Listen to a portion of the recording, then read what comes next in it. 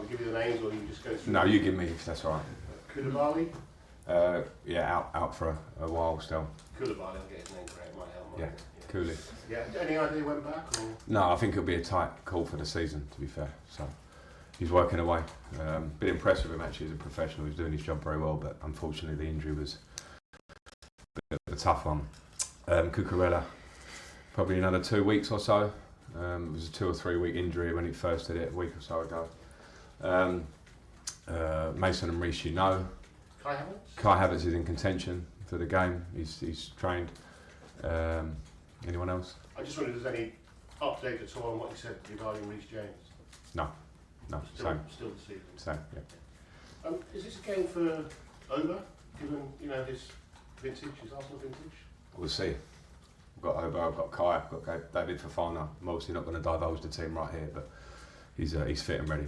Would the Arsenal connection come into your thoughts at all? Not really. I think it's probably well, possibly, because I think we all think sometimes a player going back to their old club gives a certain motivation. I haven't delved into that too much with Auba himself, so I'll pick that position on my feeling of how they've trained and what the team structure looks like. Given the run that Arsenal have been on, particularly the last game, and this is a cliche question, but that won't surprise you from me, is it a good time to play them, or are they a wounded? Yeah, I think it could be either way, couldn't it? I think they've got, very much in the hunt still to win the Premier League, and a fantastic team who've had a great season. So if they're wounded slightly, that could give a big reaction. If we can make things difficult for them, then of course that could feel different. So that one's a hard one to call.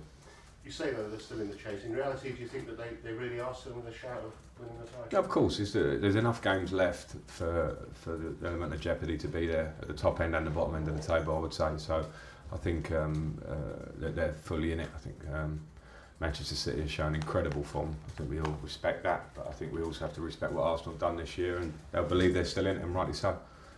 It's May Day. Is it going too far to say that Chelsea's a club in distress? Well, we're not in a great moment, are we? But I think, I've been able to live this now for a few weeks, and I also lived maybe 10 years of incredible success here, and saw that continue, and was part of it again, and then saw it continue.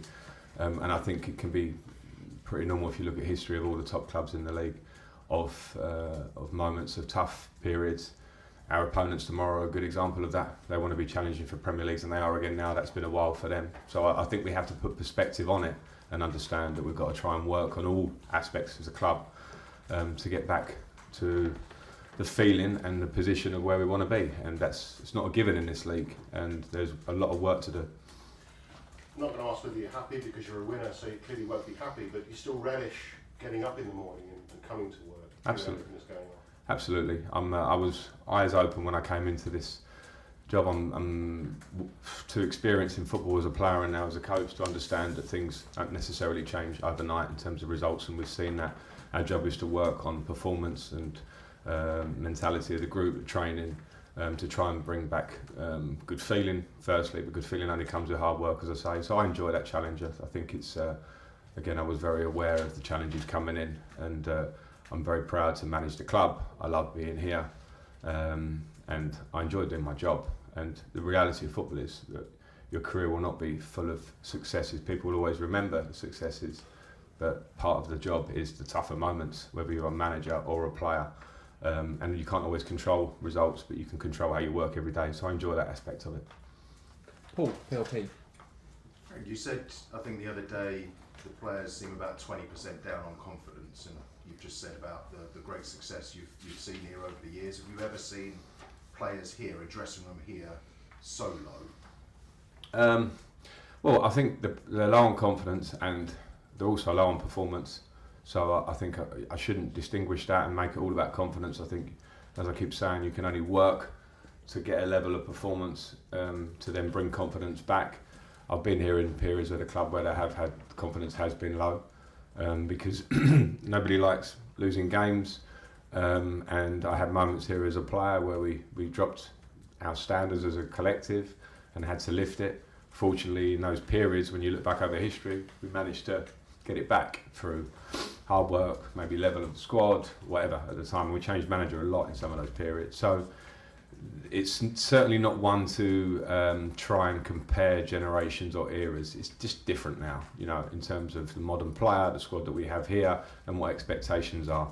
So the only thing we can do is consider the moment now and the future as a club, and work very hard to get the squad where we want it, and also to get the players performing, so that confidence word is not like a big word I'm using in my press conference every week, because at a club like this you should work hard on the level of player. It shouldn't be talking about team confidence, but it's clearly an issue at the minute that needs to be addressed, and it only gets addressed with self-responsibility in the first place throughout the club, actually, to then make it better.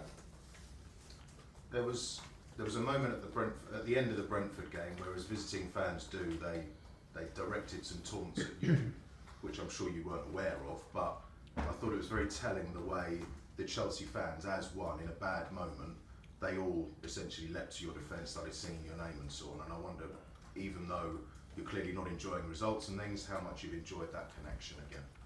Yeah, I've enjoyed it, and that's very normal. I expect that from Brentford fans in a moment of good feeling for them. I said before and after the game what a great story they've been in the Premier League, so I certainly won't moan about that. I think they probably were just reminded by the Chelsea fans that this club's had a lot of success in the last 20 years, and they're probably trying to work to their version of success. Obviously the Brentford game was at home, the game before against Real was at home. I wonder how close, even though this next game's away, how close the first 60 minutes against Real is sort of a framework for what you could do at Arsenal. I think every game is different and gives different challenges tactically, so that will be different. But in terms of togetherness of a group that connected on the pitch, the first 60 minutes against Madrid was very, very good, other than the last bit. So we have to try and find that last bit as well, but we have to be connected and show the same motivation through the team and energy, because Arsenal are a fantastic team with very good players and a great team ethic, and that's what makes great teams. So we have to match that as a start, as we did with Madrid in that period, to try and get a result. Just finally for me, there's talk that because against City, Arsenal perhaps struggled a bit in the middle of midfield, Jorginho might come in. What are your memories of working with him? I like Georgie. He's a very, very good player, and was part of the team that went on to win the Champions League, and a central figure in it, I think. Good personality in the dressing room to drive the team, a good player. And if he plays, he's just another good player in that squad, and that's the options that teams that are challenging for titles have. So sometimes you can change a player and not drop the level, or in fact bring a different type of player in, and if that happens, then it's obviously something we've just got to deal with. That's right. Good luck. Thank you. Thanks, Paul. Thanks. Last question in the broadcast section, Liam Twomey. Hi Frank. Arsenal made a massive leap in performance this season with probably the youngest team in the league. Having had a bit of time to work with this squad now, particularly the younger players that are in this squad, do you see the core of a group that could grow together over time and eventually reach that level as well? Well, I think it's interesting to compare the Arsenal story, because we all had a little insight into Arsenal, didn't we, in the Amazon series, and I think when you see what they're producing now, and myself as a football person, the interesting thing about watching the series and maybe seeing before that, I went up against Mikel when I was a Chelsea manager in that first year, was that there's a long process to sometimes get to where you want to get to. And if I remember playing against Mikel's teams in that early stage, which were sometimes 5 at the back, sometimes 4, sometimes they build with a 4 and then they defend with a 5 and all these things. And now they have a very, very clear identity, and they have a clear, through recruitment, a change of squad, pretty much team completely, other than maybe the players that have come through, and obviously you always need academy players to come through at a higher level when they've had that. But there's been a lot of work to that, through Mikel, through the team, through alignment, through good recruitment. And if we talk about it as just happening this season and it's come overnight, I think you have to go back to the beginning and all those tougher periods. So I think, do we have the possibility to do that? Yes. Will it take a lot of time and good decisions along the way? Absolutely yes. But you can get there. But of course, those things have been probably a credit to Arsenal, because I saw, and you remember the times when the manager was being questioned quite a few times, the owners were being questioned, the players were being questioned, and that process can take 2 or 3 years, which it has done. Within that 2 or 3 years, you've got to make a lot of right decisions to keep working in a good way. And to be fair, from a coach's side, I think it's a great thing to see a club stick with a manager when maybe at another club they may have changed manager 2 or 3 times. I think they're a great example of